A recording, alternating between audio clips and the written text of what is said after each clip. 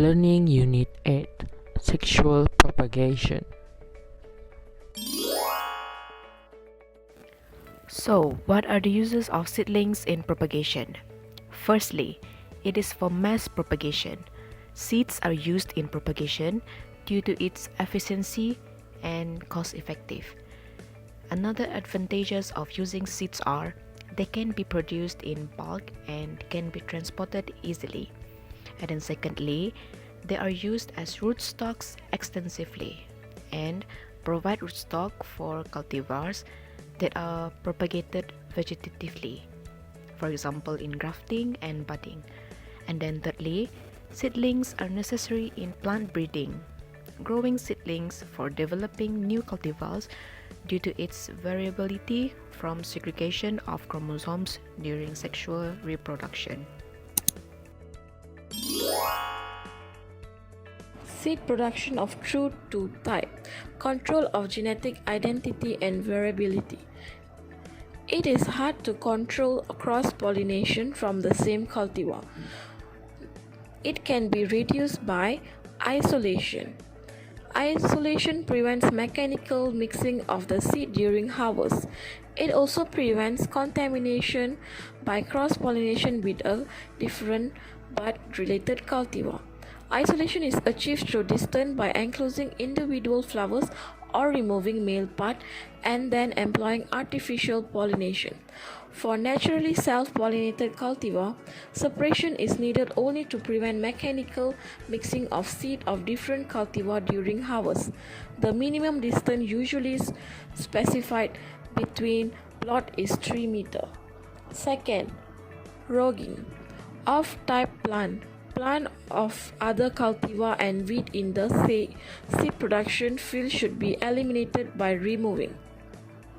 Off-type plant may arise because recessive genes are present in a heterozygous condition even in homozygous cultivar. Third, apomixis. It is an asexual type of reproduction in which the plant embryos grow from egg cell without being fertilized by pollen. Apomixis is significant because it allows asexual reproduction in seeds. Apomictic seedlings are completely uniform, but variability may arise through the mixing of apomictic and sexual seedlings in the same population. Control of genetic variability within seed-propagated species and cultivar depends upon two conditions. The first one is nature of the breeding system, whether the plants are self-pollinated, cross-pollinated or apomictic. Second, management conditions under which the seed population is grown. Self-pollination occurs when pollen tube grows down the style of the same flower or different flower on the same plant and produces fertilization. Natural self-pollination results from a particular flower structure. Self-pollinated cultivars can be maintained by seed propagation because they are largely homozygous. Most of the species in nature and cultivar are naturally cross-pollinated and tend to be more or less heterozygous. This kind of species have specific mechanism that prevent self-pollination. This mechanism includes the following type: dioicy, monoicy, dichogamy, gametophytic sterility, and incompatibility. Cross-pollination is where pollen grains from one plant are carried to another stigma of different plant. There are three types of cross-pollination: insect pollinated, wind pollination, and bird pollination.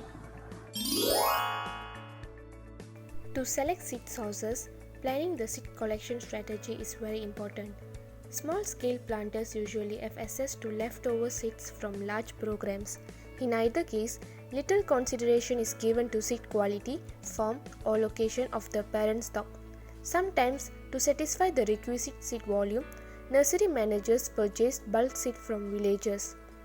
The next one is careful planning is also avoid waste of time and effort. Those involved in small-scale plantings can often request advice from nearby large-scale planters. These essential activities include selection of preferable parent trees, preparation of equipment including provisions for handling, transport, extraction, testing, grading and storage, recruitment and training of workers, and seed sampling together with quality monitoring. Genetic provide the basic for seed selection. Why is it necessary to collect only from certain preferable trees? 3 improvement programs worldwide have shown that seed collected from trees with particular traits tend to produce trees with similar traits. One can correctly assume that if good parent trees are selected, then most of the resultant offspring will be desirable quality. Then, collection strategy includes area, number and spacing. While it is important to collect seed from the best parent trees, it is also important to gather seeds from several parent trees.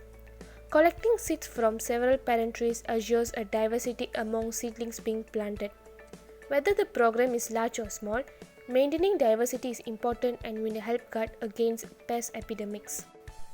Proper scheduling is vital to quality. Aside from genetic and site qualities, other considerations must be factored in the collection of strategy. For instance, only mature seed from ripened fruits should be gathered. Our schedules must account for the different times at which fruits from various species ripen. Seed handling and preparation. Firstly, handling in the field. Once the fruits are picked or collected, they must be transported directly for seed processing.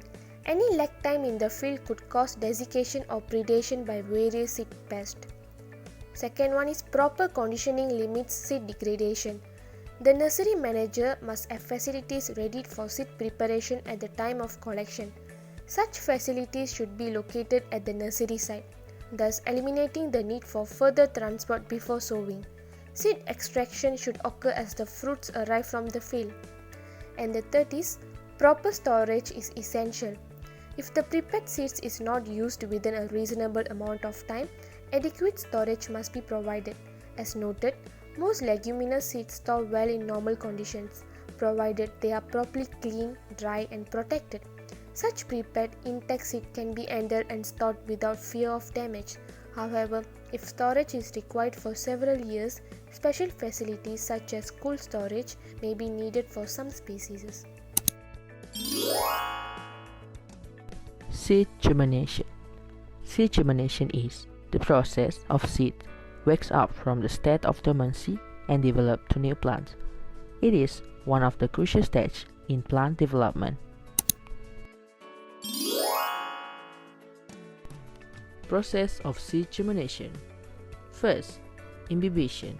The seeds take up water rapidly. It will swell up and softening the seed coats.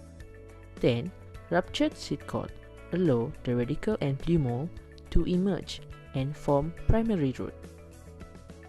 Second, water will activate special protein called enzymes. Thus, growth of seed begin. Stage 3. The root will grow first to access the water underground. Stage 4. The seed sends a shoot towards surface, where the leaves will taking the nutrient from the sun. The last stage, stage 5. The leaves continue growing toward the sun. This is called photomorphogenesis. Influence factor of seed germination. First, temperature. The optimum rate of temperature is important for germination. The common temperature for seeds to show signs of germination is between 25 degrees Celsius to 30 degrees Celsius. Second, water. Seed absorb water and swell up. The swelling is the first sign of germination. Thus, seed coats will soften and break easily for radicle and plumule to come out. Third, the oxygen supply.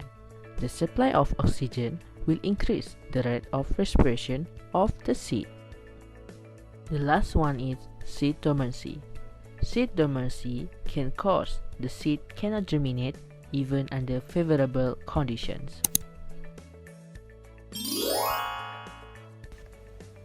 The advantages and disadvantages of sexual propagation. The first advantage of sexual propagation is this method is simple and cheap, as anyone can carry this propagation out. Second, it can produce hybrid. Hybrid can be produced by having sexual propagation between two different species that is related. Lastly, this sexual propagation can produce plant with strong root system.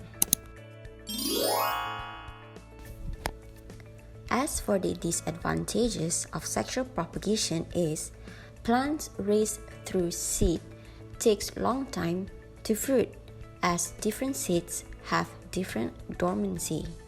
Second disadvantages is some viruses are seed-borne virus. Seed-borne virus are viruses that are already exist in the seed itself.